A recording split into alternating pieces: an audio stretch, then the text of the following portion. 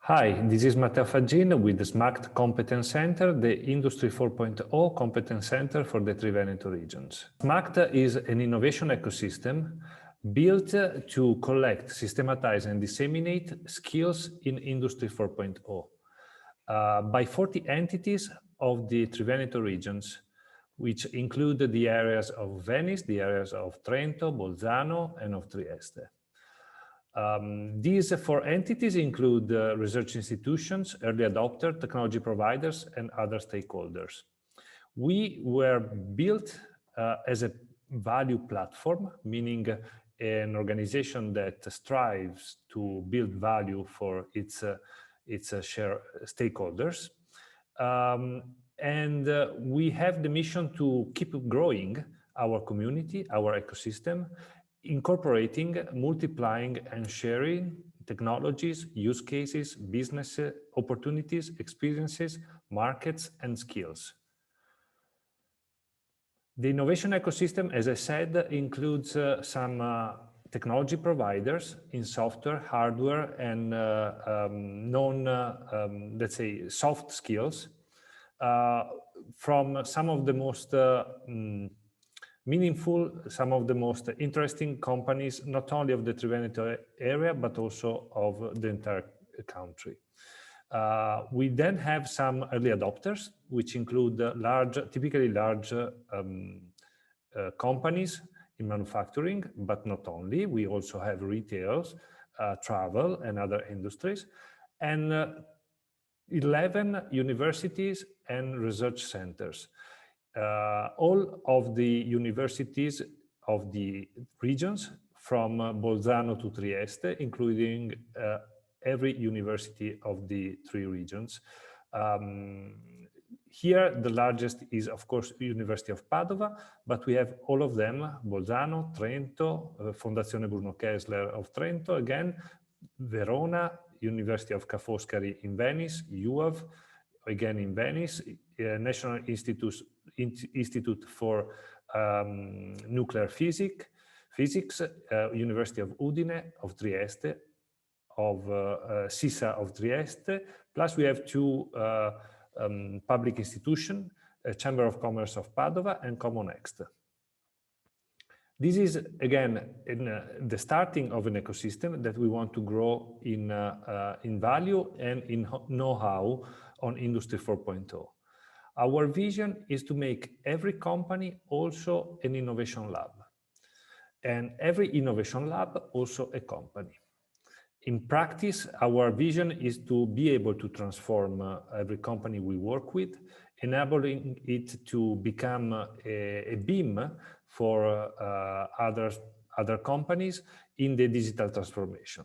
This is especially important to us because despite having the possibility to work with 6,000 researchers of the universities I cited before and thousands of employees of our technology providers, we know this is a part of the country. When the Three Veneto regions is a part of the country with a lot of small and medium enterprises.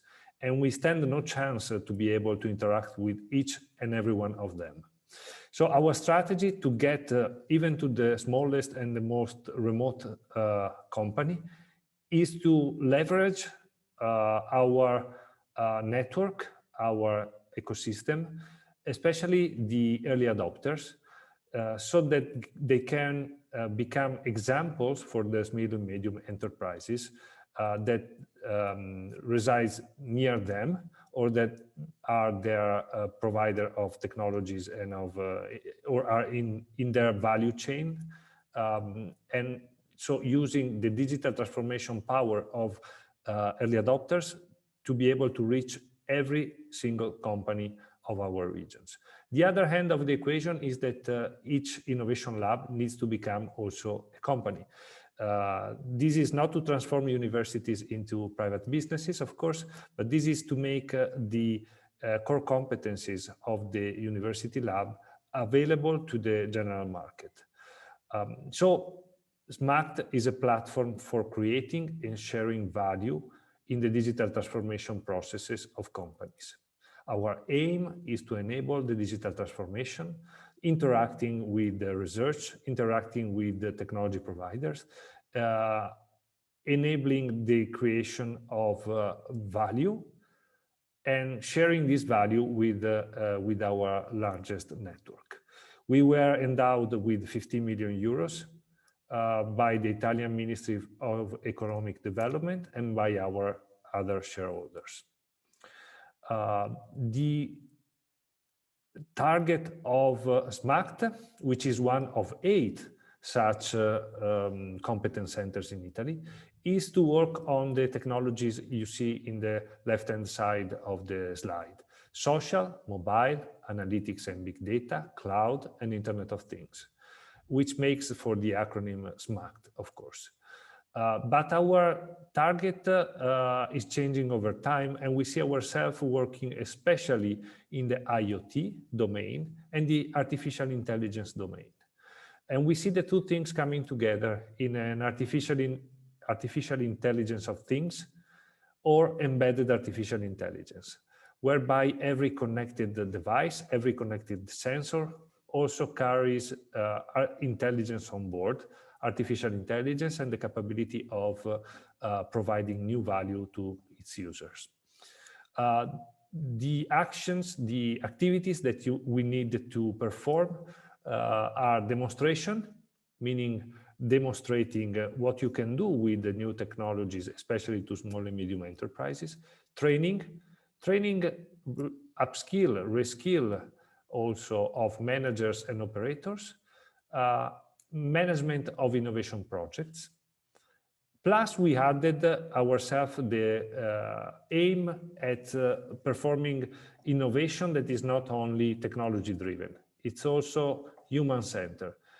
Because technology is one element, but innovation is not only made by technology, it's also made by strategic, design, societal, environmental aspects.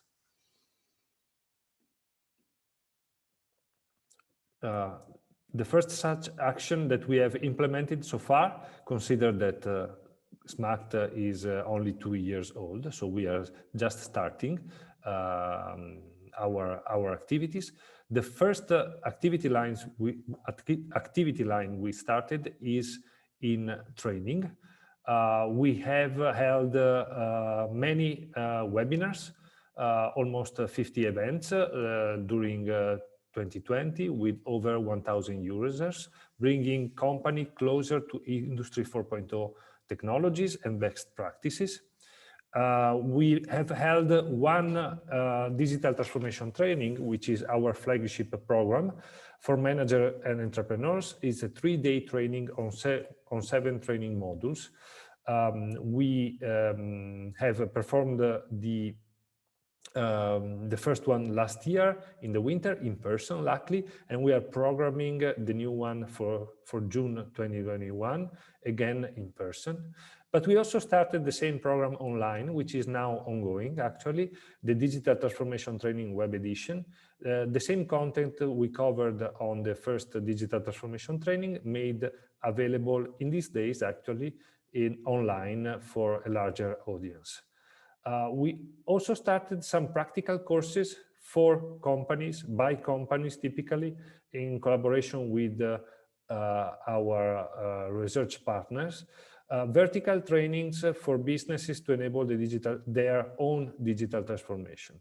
We have one such high-level, high-profile case in training almost 30 people of one software company on the cybersecurity. So the software company is basically retraining part of their workforce into cybersecurity, a new, more promising field of application, and we are helping them in the transition. Plus, we started together with the local institution, Fondazione Meccatronico Veneto, and ITS. ITS in Italian is High Technical Training, to train basically tomorrow's super technicians. This is a training that is experimental because thanks to the collaboration with us, the trainees get also credits toward the bachelor degree.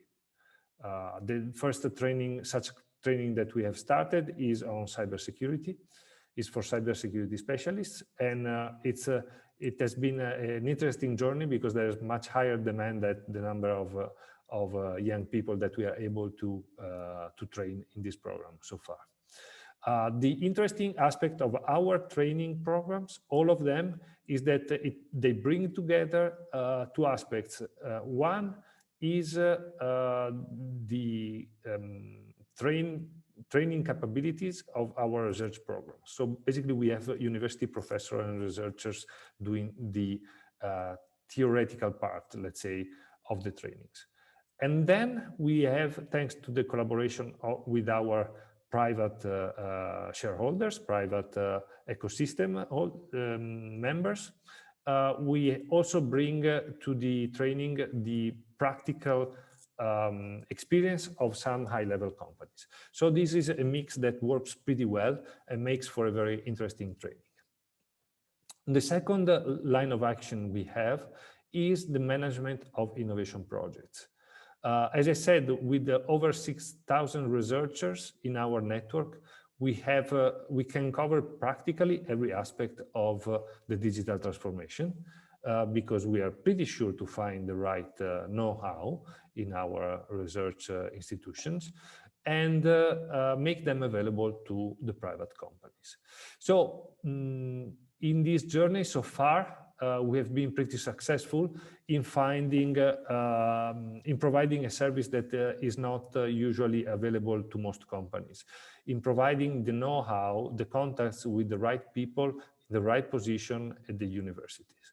So typically with this large institution, it's pretty difficult to know who does what, who researches what. So what we have been specializing in doing is starting from the requirement of a company, defining the innovation needs of the company, scouting the skills among researchers and also technology providers, not only so from research, but also from industry, matching the needs with the skills in the network, and provide a unique contact point, basically for technology transfer for private companies, with the added benefit of offering one contract also for research projects that involved more than one university, more than one department, and provide also project management capabilities because our employees are expert in doing the project management of these complex projects. So bridging the gap that usually is there between university and private companies. As of now, we have 18 active projects for over 1 million euro in value of research. About the scouting and matching of expertise, as I said, it's pretty difficult to know who does what in every university lab. So we changed the paradigm and basically did the opposite. We started last year, last year we evaluated 15 projects. Of these, 17 were those that had all the right characteristics to proceed. For these 17 projects, we built the requirements, basically a sheet with all the requirements from the companies, and have these required anonymized, circulate in the universities, in the department. Basically, our scouting, we had the document circulating. We got 81 expression of interest to collaborate by researchers. So without knowing the name of the companies, the researchers looked at the problem and basically raised their hands to say, we are here, we can help. At this point, we made the company and the researchers talk in one-to-one meetings. And at the end of this travel, which lasted a couple of months, the companies picked the 17 companies picked 28 research groups to collaborate with. So it was really successful because this means more than a company saw value in collaborating with more than one research group, even not pertaining to the same university. So we enabled collaboration with research facilities that are far away, where the company had no network. Moreover, we also enabled the collaboration between different research facilities, universities or lab. So we started basically projects for 4 million overall value, 1 million in applied research. We anticipate 10 patents will be filed at the end of these projects.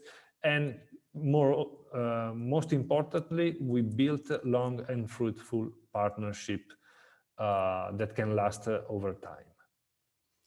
Coming to the third portion of our mission, which is the one to demonstrate to small and medium enterprise what you can do with new technologies. We are building, as we speak, and this is the most challenging part now, but we are building our live demos. Our live demos are our Industry 4.0 platform to demonstrate what you can do with technologies. We have several in the Triveneto regions. These are the Triveneto regions: Trentino Alto Adige, Friuli Venezia Giulia to the right, and Veneto here at the bottom. These several facilities are located in different part of our ecosystem, and also have different targets. So whereby in Trentino Alto Adige, which means Trento, Rovereto, and Bolzano, we work on manufacturing. In the Veneto area, we work in agri-food, and in Friuli Venezia Giulia, we work on digital twin to differentiate what the companies can learn, basically. So in Padova, we have the largest facility building in these days, which is dedicated to agri-food from farm to fork. So we have the entire ecosystem, the entire supply chain represented in one building. A large building, which is 3,000 square meters, but we have on the rooftop, here on top, we have the Farm 4.0.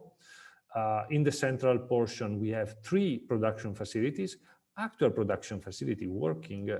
These are used by, this will be used by cooperatives for disadvantaged people. We have a part dedicated, 3 facilities, one for beer, one for bread, and one for ready meals. This will be actually productive. So food will come out of, and beverage will come out of this.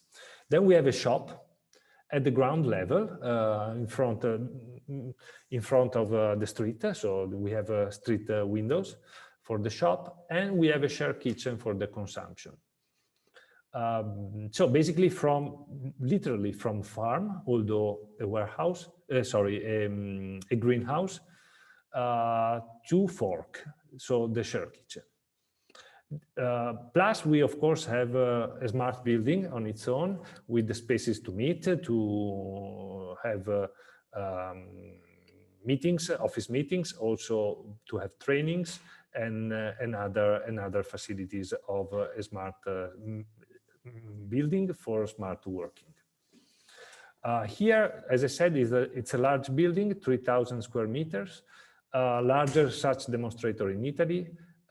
Dedicated this one to the food supply chain. Our aim, though, is not to showcase one industry, but to showcase the use cases for industry, for technology adoption. So we want to show production tracking, predictive quality, the use of private 5G, real-time monitoring, IoTization, let's say, neologism, of manual lines, digital first product, and many more use cases to showcase the value of the technology implementation to entrepreneurs and managers, not necessarily in the food supply chain. In Verona, we have what we call Fabbrica del Vino, the wine factory. This is an IT lab near University of Verona that is dedicated to concentrate information, data from vineyard, loft, and winemakers, both those of the universities and those of the private companies, with the final aim to provide to this industry, the wine-making industry, which is largely artisanal, some models, some structured models, data-driven models to improve their production processes. Improve production processes means, in this case, improve quality of the product, reduce the use of additives, for instance, or pesticides in a data-driven way, and also provide new value to the final consumer. So here again, what we showcase is not necessarily only the use of Industry 4.0 technologies to the wine making, but we show some use cases that can be of value even on other vertical, even on other industries. In Rovereto, near Trento, we are opening instead a live demo dedicated to machine in manufacturing. So this is a 1,000 square meter production facility dedicated to metalworking, basically. Metalworking with some laser cut, with galvanic, with folding and welding and warehousing. So this is a part of the production facility which is similar to many other small metalworking companies. Here, in fact, we want to show what you can do with advanced automation on a real production cycle with advanced machine. Again, the use cases are for energy optimization, logistics optimization, cost modeling on a granular, really granular base, supply chain flexibility, tracking for security, etc., etc., etc. This is very, very close to what many small and medium enterprises can do today with their machinery, not necessarily even on the brownfield, let's say. So we have these facilities that resemble a brownfield, and we are automatizing it to show entrepreneur of this area what is the value in doing the same exercise. In Bolzano, we have again a lab dedicated to human-to-machine in manufacturing. So basically, we have some human-to-machine, some interface technologies to test, to learn, to adapt to the specific needs of small and medium enterprises. In collaboration with the University of Bolzano, this demonstration lab is aimed basically at giving a chance to entrepreneurs to touch, play, test before invest on these man-machine interfaces technologies. Dedicated again to the manufacturing sector. So we have operator guidance, plant production control and monitoring, assembly in enclosed space, AGV operated interaction, operator interaction, intention recognition, recommendation system, laser and augmented reality guidance, and more such cases. In Friuli Venezia Giulia, as I said, our live demo is less physical, is less vertical, is more software, and is more technologically driven. We are in fact working on digital twin. Digital twin as a advanced technology that brings together IT and OT. The scheme here is more software than hardware, so we don't have one large facilities to showcase, but we have a network made by our industrial partners region in the Friuli Venezia Giulia region, by our university and research partners, that work together in this way. Basically, the industrial partner give us real data from real production lines and real products. So this large amount of data, really big data sometimes, is real data, is not lab data. They give it to us, and we, together with our university and research partners, and thanks to the use to high-performing computing capability that we have available in the region. So we are talking about SISA University, University of Trieste, and University of Udine, can build the model of the digital twin of those real processes and real products, and give it back to the industrial partner for their use, and keep them to showcase to the next early adopters, basically. In this way, we build both a library of models and a strong expertise on digital twin. This is a really ambitious project that aims at building locally capabilities to deal with such new and interesting technology. Of course, as I said, the digital twin is extremely important as a convergence of IT with OT. We can, in this way, demonstrate it at scale with real data flowing from the industry, and being able to build skills on the digital and libraries on this specific technology, which we believe will move the ecosystem forward for the next 10 years. So the use cases that we will show thanks to these digital twin models are self-learning and adaptive twin, high throughput 5G network, process optimization, preventive maintenance, secure large data transmission, data anonymization, virtual control room, digital product design, and more and more and more as we can offer these know-how also to the market. There is another layer of our live demos that is not physical, and it's common to all the live demos I spoke about, is the IoT reference architecture. This reference architecture is basically what makes our live demo live and makes it possible to deliver value in a scalable way. Meaning, as I said, someone will enter in the Padova live demo, and they will see a machine to make the bread dough. So a machine that turns to make the dough for the bread. So they will see a physical installation, so this machine, and they will see, and we will explain them some use cases. For instance, preventive maintenance applied to that machine. So this will be done.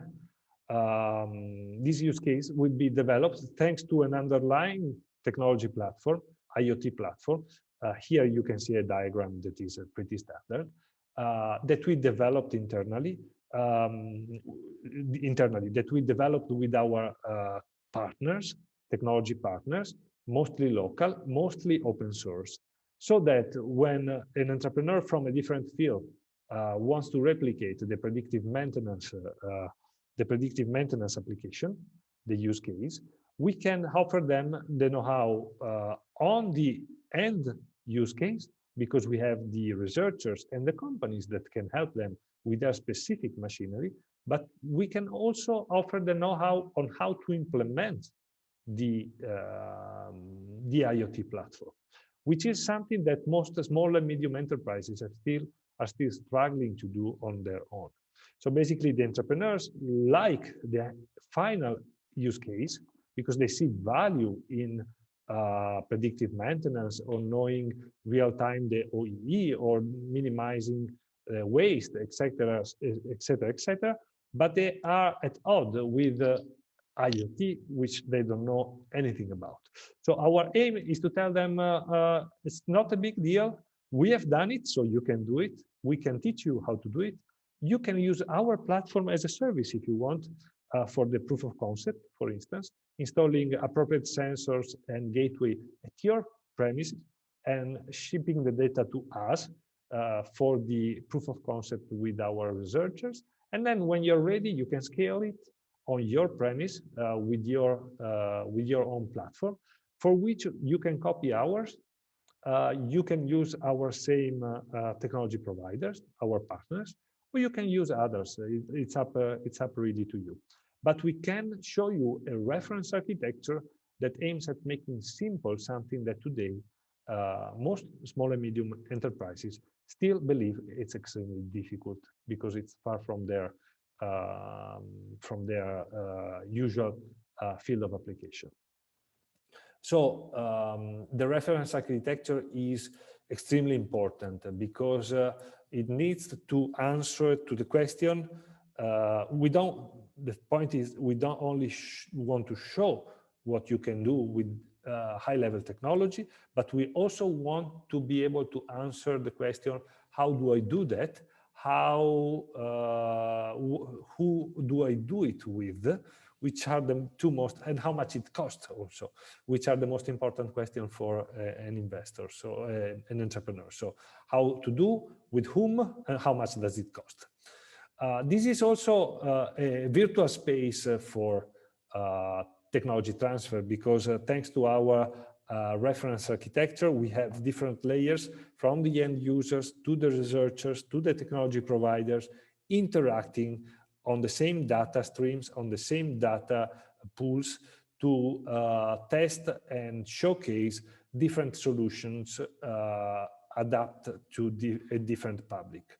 So this is also a lab that enables researchers to test their innovation in a quasi-industrial case. Our innovation ecosystem is still growing, so we have 40 shareholders, as I said initially, as a company, but we are still growing it, providing, and we are proposing it to the companies that are interested, and in fact, we have many that are knocking our doors. Okay, this was the presentation of Smart Competence Center. Again, the Industry 4.0 Competence Center for the Triveneto region. I'm Matteo Faggin, and I remain available for any question from you. Thank you very much.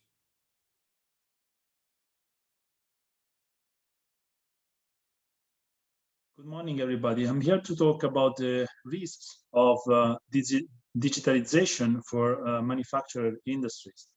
My name is Mauro Conti. I'm a full professor at the University of Padua in Italy, and I collaborate with the Smart Competence Center. So again, I want to talk about the risk. I'm a professor in cybersecurity, so you will often hear in this short talk risk, attacks, and things going bad. I don't want to be negative. Actually, I'm a fan, a lover of innovation, all type of innovation, and I think it's a very crucial thing for all type of industries, and particularly also for manufacturing industries.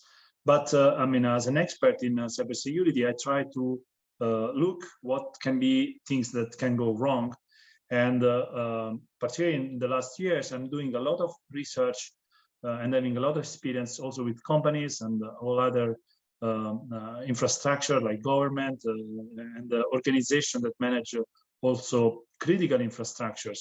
And I'm very passionate about the cyber physical system security. Indeed, I mean, the traditional IT system and the traditional security is I would say now it's quite popular and likely is also quite understood. Actually, if we think at the security, we often think at the security of traditional systems like computers, servers, maybe smartphone, but not much more than this.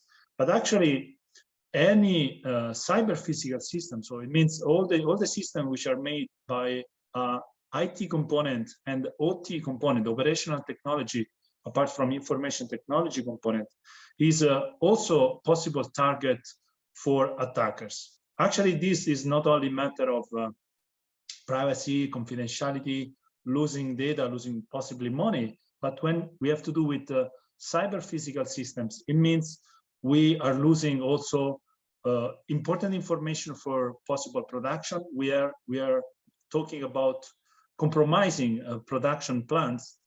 And when it comes to more critical infrastructures like transportation systems and other critical infrastructure for a country, we are compromising potentially the security and the safety. So we are also talking about life of people. Okay, we do a lot of research in this domain, in cyber physical systems domain, with critical infrastructure, with industrial control systems like PLC and all the IT and OT technology, which is behind the government of industries, as well as in transportation systems like a novel transportation system, or even just electric vehicles. We have a lot of results in this domain. But what I would like to go a bit deeper in this short talk is about the possibility of inferring information, or the possibility of having attacks which are indeed not traditional. I would make this with the help of some slides.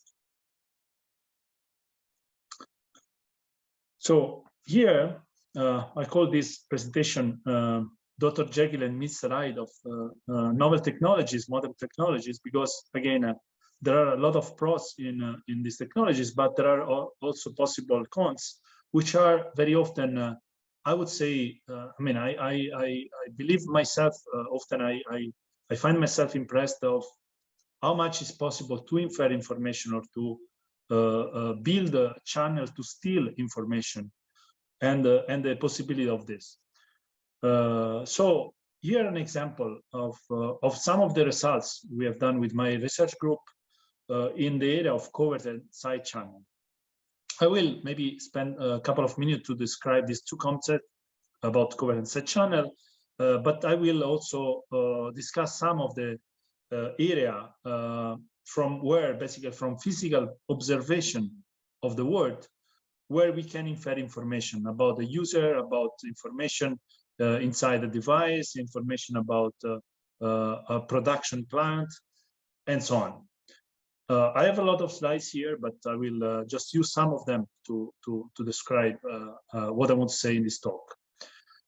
So, I mean, let me very briefly introduce the concept of side channel and covert channel. When we discuss about, or we talk about the side channel, this means is basically a side effect. So when we care about the security, we often care about the security of access control, of accessing to a machine, or the security of communication. This is very common, and that's most of the business in the traditional effort for the cybersecurity.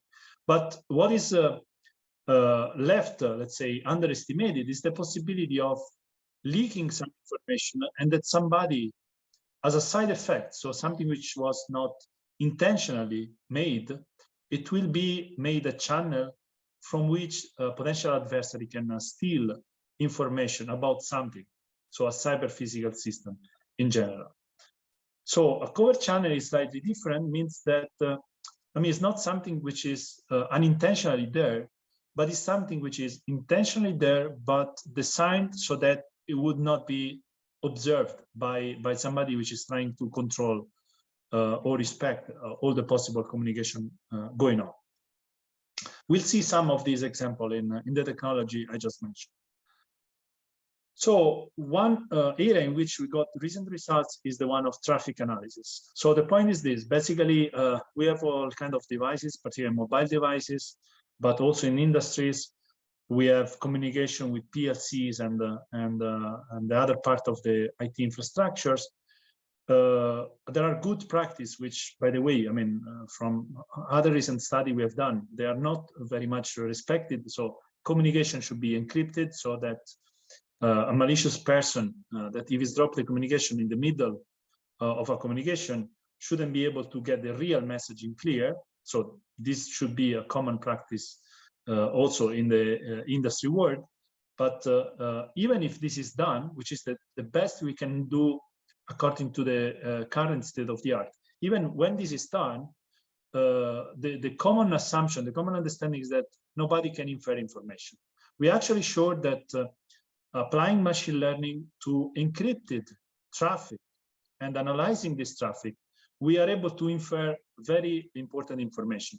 We have done this, I mean, I can show among the slides some results of what we have done for smartphone, for example, okay? So if we look at the encrypted communication for smartphone, we are able to infer what are the action that the user is doing on the mobile device. Of course, we cannot get the content of the messages in clear. So for example, we can know that the user send a WhatsApp message or send any other instant message in Facebook, for example. So we know with accuracy very high. So with a very small chances of making a mistake, we know what is exactly the action that somebody is doing on a mobile device, but we don't know the content. This is still, I mean, of course, a privacy violation, and we apply the same methodology to know what is the status of IoT network inside the house, okay? Because all the device inside the house, the smart devices like the door lock, the bulb, those fancy things that we have at home now, looking at the encrypted traffic that they generate. So encrypted traffic, which is, I mean, very easily available, but particularly if you, I mean, as everybody use wireless communication, wireless is implicitly, inherently broadcast and can be eavesdropped by your neighbors. We can infer what is the status of the devices in your house. And similarly, this can be applied in an industrial scenario where inside a company, looking at this encrypted traffic, somebody might be able to infer what is the status of a given plant or how a given plant, production plant, for example, is working. I mean, how, when machines are actionated and so on. So this is an example about traffic analysis.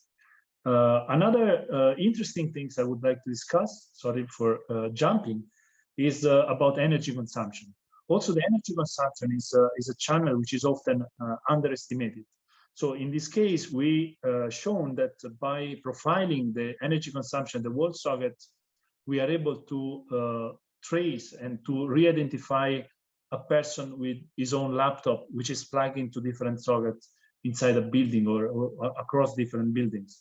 But more interesting, what we have done is also building on top of the energy channel to building a cover channel. So this means that in a scenario where we plug our devices like a smartphone everywhere, who is providing energy can actually steal information. And I'm not saying using the USB data communication, but I'm saying just using the energy cable. So through the energy transmission, we can modulate a specific pattern and extrapolate information from inside the mobile device to the outside world. So imagine a contact, a picture, this can be leaked outside your smartphone device.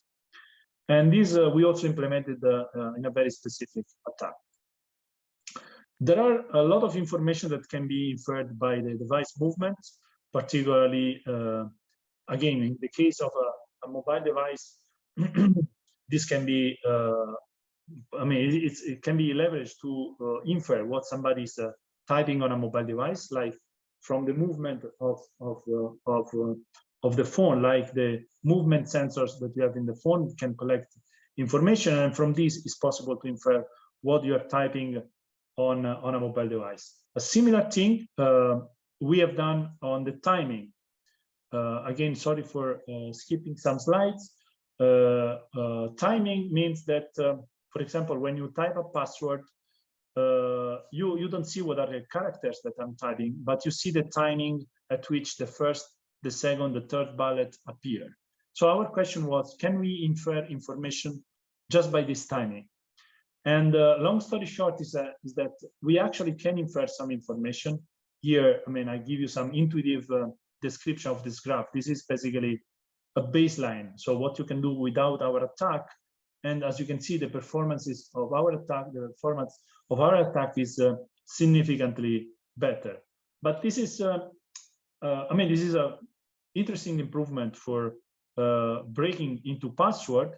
but we also try to use the same mechanism for inferring information in ATM PIN scenario.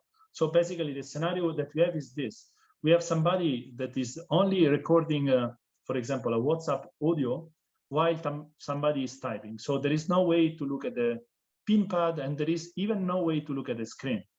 So what we are able to do from only the audio, we can infer basically the timing. As you can imagine, most ATM has audio feedback, so you can hear the beep feedback for each key press you do.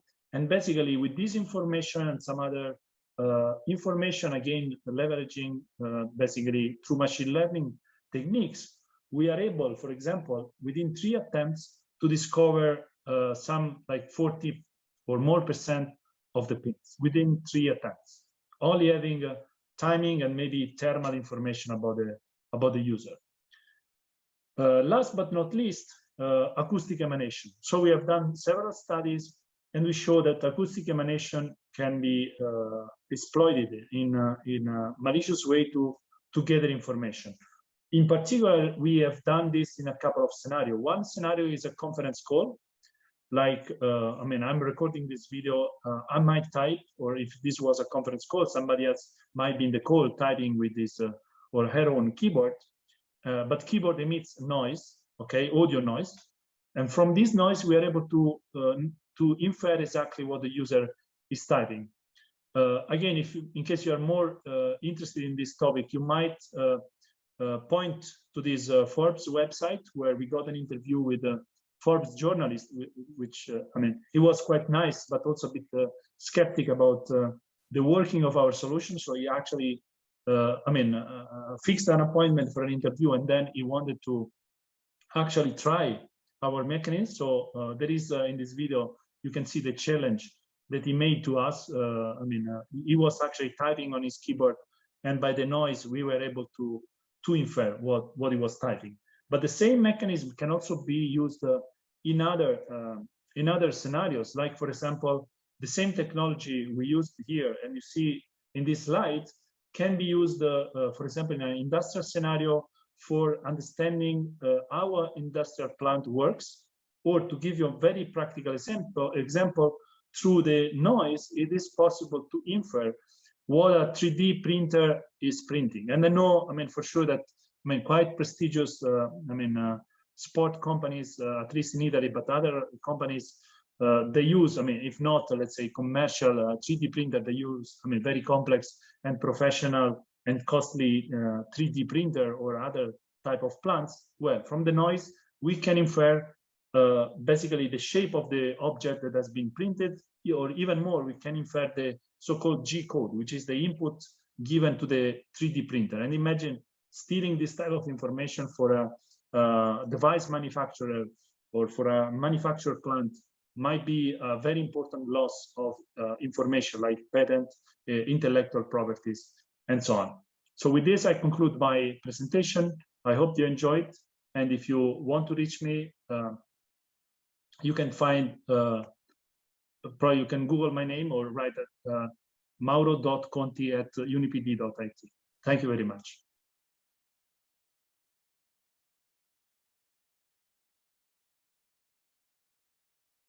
And I'm speaking from the Industrial Computer Engineering Lab, HICE Lab, which is a smart factory, a small smart factory, in which we would like to emphasize and to describe all the typical Industry 4.0 technologies. So let me give to you a look to all the different parts of this facility, research facility, and we will see through the description of the different parts what we are able to do. You can see on this part of the laboratory storage, a vertical storage, in which we can store all the different pieces for a production. And the production here is completely reconfigurable. So it is possible to change dynamically what we would like to obtain. This has been our first goal, that is to obtain a production line which can be rescheduled continuously and can be modified through the different recipes which the MES, the manufacturing execution system, is able to communicate to the line. So the production line is not static. But for example, in this moment, you can see some small pieces, some small Lego pieces, which have the main parts which are composed by our robotic area. And all such parts are considered by the manufacturing execution system as starting elements. And depending on the random receipt, which will be extracted by the manufacturing execution system, the line will be dynamically reconfigured and will be reconfigured, and all the different pieces of software which represent the different parts of the computation will be adapted to the particular recipe. This is a nice first result of our research. In fact, this laboratory has been considered as a facility to allow our group, our research group, our department to make three different goals. The first goal is the interaction with companies. So we can invite here companies, and usually every week we have a new company coming here to explore our facility. And when the company arrives, is able to understand what we are doing, because we use typical industrial technologies. For example, here robotics facilities has been provided by a very famous company of this area. Or if we move to this other area where there is an analysis of the pieces which has been constructed, there is an optical analysis and check of the correctness of what we produce. On the contrary, if we move to another part of the laboratory, we can see two different 3D printers.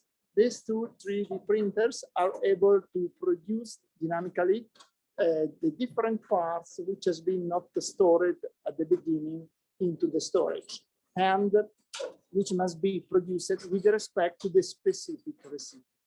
You can see on the wall there all the different companies which provided parts to this laboratory, and in the last part there will be two further facilities which will be arrived in the next week.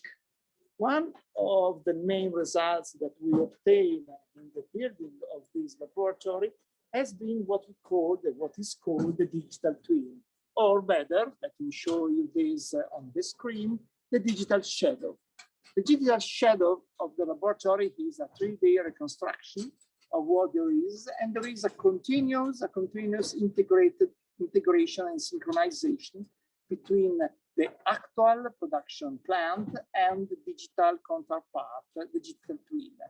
This part is extremely useful because we can monitor what's happened, and we can dynamically modify the receipt, I've already said, and the digital twin too can be dynamically adapted. We have also some other screens and some other views.